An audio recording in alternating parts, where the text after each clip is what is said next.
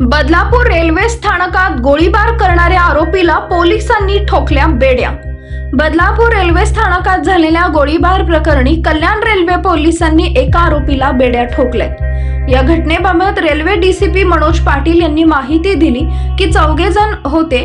पैशाच्या वाटपावरून त्यांच्यात वाद झाला व त्यातून फायरिंगची घटना घडली।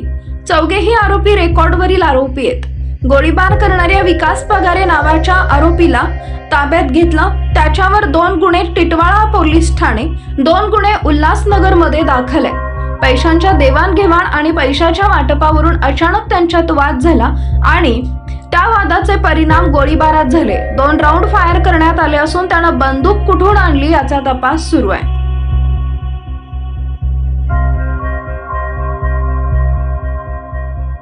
फायरिंगची घटना घडली, संपूर्ण माहिती काय आहे सर? यामध्ये चौघजण होते।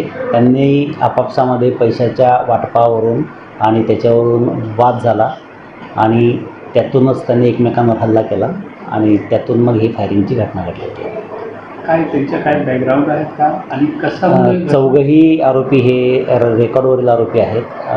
त्यातील जो आरोपी आपण ताब्यात घेतलेला आहे त्याच्यावर 2 गुन्हे टिटवाळ्याला दाखल आहेत आणि 2 गुन्हे उल्हासनगरला दाखल आहेत। प्राथमिकमध्ये काय असं माहिती समोर आलं का सर? प्राथमिक पैशांच्या देवाणघेवाणीवरून आणि पैशाच्या वाटपावरून त्यांच्यामध्ये अचानक वाद झाला आणि त्या वादाचं पर्यवसन हे फायरिंगमध्ये झालं। कुठे किती फायरिंग केली होती? किती? 2 राऊंड फायर केलेले आहेत।